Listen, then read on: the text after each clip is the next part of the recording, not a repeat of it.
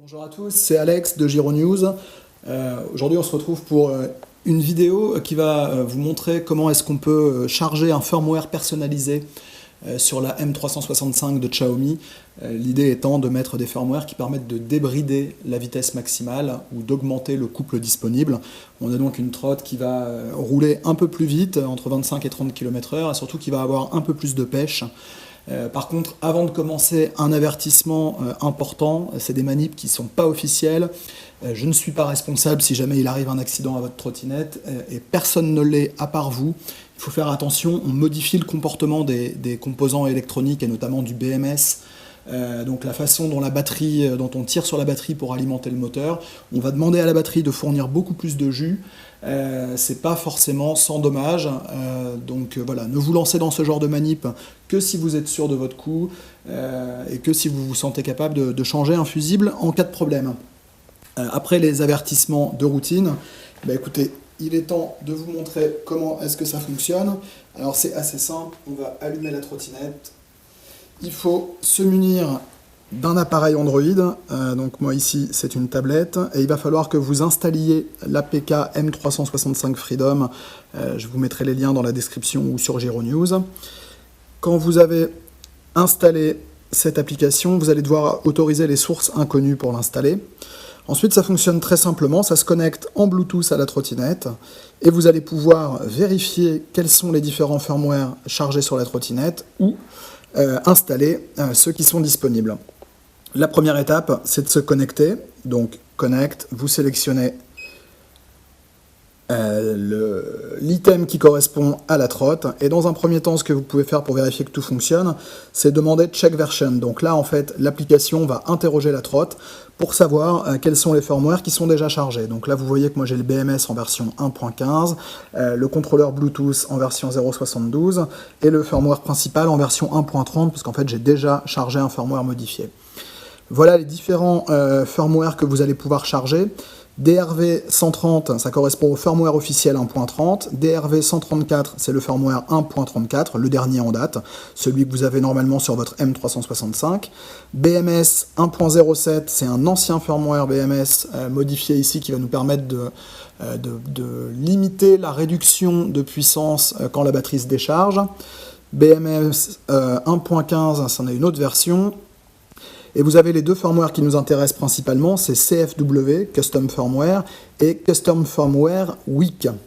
Voilà, celui-ci, CFW, c'est le plus fort, c'est celui qui est censé donner 1000 watts. Alors c'est des indications qui sont très théoriques, mais c'est celui qui est censé donner le plus de puissance à la trotte. Et celui-ci, petit w pour weak, est censé donner 800 watts. Alors encore une fois, c'est très aléatoire. Ce qui est sûr, c'est que si vous avez une Youth Edition M187 ou une M365 un peu ancienne avec un seul fusible au niveau du BMS, vous avez probablement intérêt à vous contenter du firmware weak. Vous voyez là, j'ai cliqué dessus. Instantanément, le chargement se fait. Donc on voit en fait, il y a un défilement, là, pourcent par pourcent. En fait, ma tablette, par l'intermédiaire du Bluetooth, est en train de charger les quelques lignes de code en fait, de modification du firmware à la trottinette. Donc le processus prend quelques dizaines de secondes. Évidemment, il faut éviter d'éteindre la trottinette ou la tablette ou votre téléphone pendant que le transfert est en cours. Notez que vous n'avez pas forcément besoin d'être connecté à Internet pour faire ce transfert. Vous pouvez tout à fait le faire avec la simple liaison Bluetooth. Voilà, donc là vous voyez qu'on approche de la fin, 96, 99.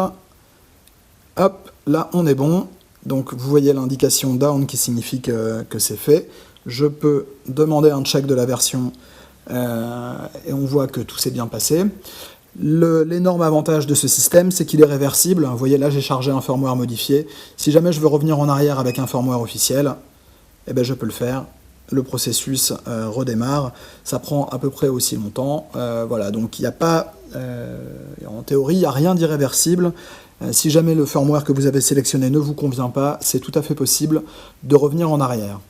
Voilà, donc là je vais attendre que cette modif-là se termine. Ensuite, je vais remettre le firmware modifié et je vais aller faire un tour avec pour essayer de vous montrer ce que ça donne en pratique. Ok, donc maintenant on va faire un petit essai en conditions réelles, en sachant que là on est sur une M365 et qui est chargée à 90 ou 95%. On est donc sur le firmware CFW Week. Voilà, et j'ai pris une montre GPS qui est quand même censée être relativement plus fiable qu'un téléphone. Écoutez, on va voir ensemble ce que ça donne, un petit tour avec.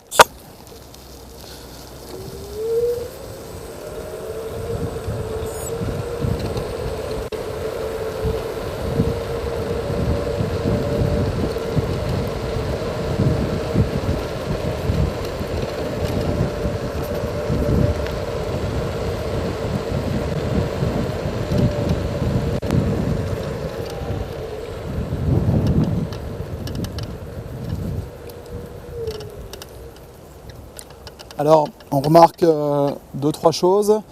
La première, c'est l'accélération est légèrement plus nerveuse qu'avec le firmware 1.3.4. La vitesse de pointe est légèrement augmentée. Là, vous voyez, on atteint presque les 30 km/h. Je les ai dépassés tout à l'heure dans un précédent test. Par contre, il y a 2 choses à noter. La première, c'est qu'on perd le frein moteur, le frein magnétique avec la récupération d'énergie, le KERS. C'est-à-dire que là, quand on relâche l'accélérateur, on a un effet roue libre. On a même parfois l'impression que la trottinette continue d'accélérer alors que le régulateur de vitesse n'est pas enclenché, mais il suffit de toucher le frein pour que ça se désactive.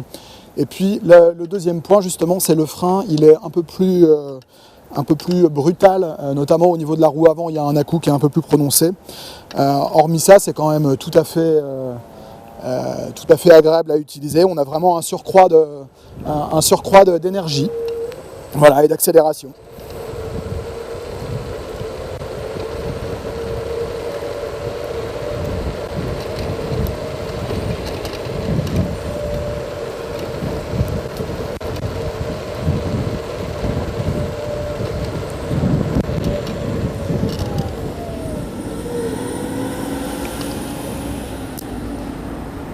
Voilà à peu près ce qu'on peut en dire. Le dernier point évidemment qu'il faut impérativement signaler, c'est que toutes ces modifications ont un impact sur la durée de vie de la batterie.